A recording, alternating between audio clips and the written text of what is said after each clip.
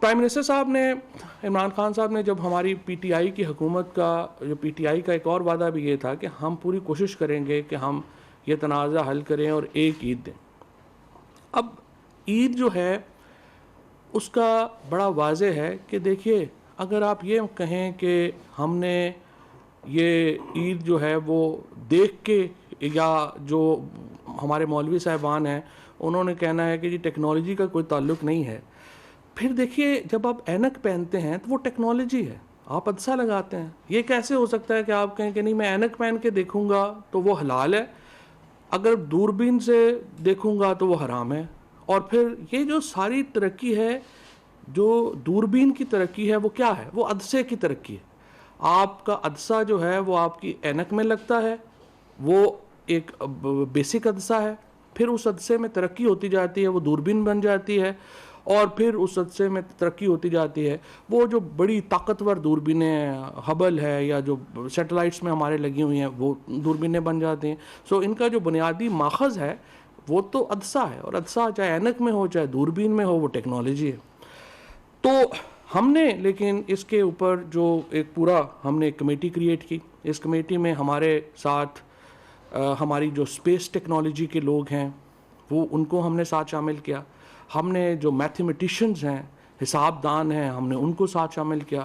اس میں ہم نے میٹ آفس کے لوگ جو ہیں ان کو ہم نے ساتھ شامل کیا، اور اس میں پھر ہم نے علماء کی بھی رائے جو ہے وہ بھی ہم نے شامل کی، اور پھر ہم نے اس کا ایک طریقہ کار جو ہے وہ وضع کیا.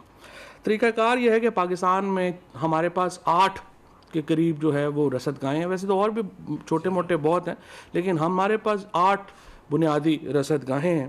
یہ کراچی میں ہیں، کوئٹہ میں ہیں، لاہور، اسلام آباد، پشاور، جیونی، گلگت اور مظفر آباد میں. اب دیکھیے، یہ ہم صرف میٹ آفس کے اوپر ہم نہیں اس کو، جو جب ہم کہتے ہیں کہ چاند نظر آ گئی نہیں، یہ صرف ہم میٹ آفس کے اوپر نہیں رہتے ہیں.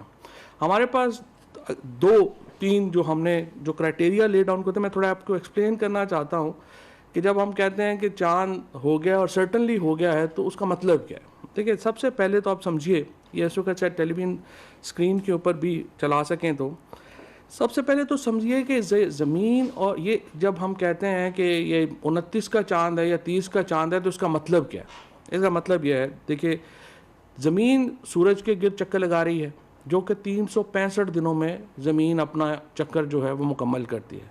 چاند زمین کے گرد چکر لگا رہا ہے.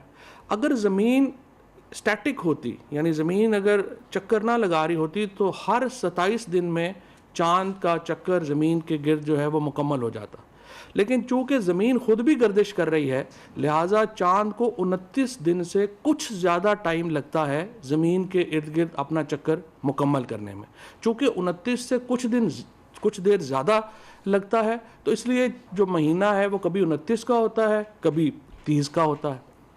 جب ہم کہتے ہیں کہ نیا چاند جو ہے وہ ہو گیا ہے، نیا چاند ہو گیا، اس کا کیا مطلب ہے؟ اس کا مطلب ہے کہ جب سورج، چاند اور زمین بالکل ایک لائن میں آ جاتے ہیں تو چاند کا جو ایک حصہ ہے وہ تاریک ہو جاتا ہے، اور زمین سے ہمیں چاند نظر نہیں آتا.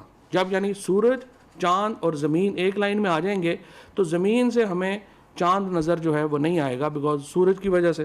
اور اس جو عمل ہے اس دن کو ہم کہتے ہیں کہ چاند کا جنم جو ہے وہ ہو گیا، ارتکاز جو ہے وہ ہو گیا. اب جس دن چاند کا ارتکاز ہوگا اس دن چاند نظر آ جائے گا. اچھا، اب اس میں 2-3 ایشوز ہیں. ظاہر ہے کہ اگر سورج کی روشنی ہے یا چاند ہے وہ تو نظر نہیں آئے گا. لہٰذا جو سعودی عربیہ کا کیلنڈر ہے اس کا اصول یہ ہے کہ اگر مکہ مکرمہ میں جو سورج کے غروب کے 1 منٹ بعد اگر چاند کا غروب ہوگا تو وہ ڈکلیئر کرتے ہیں کہ جی یہ چاند جو ہے وہ نظر آ گیا.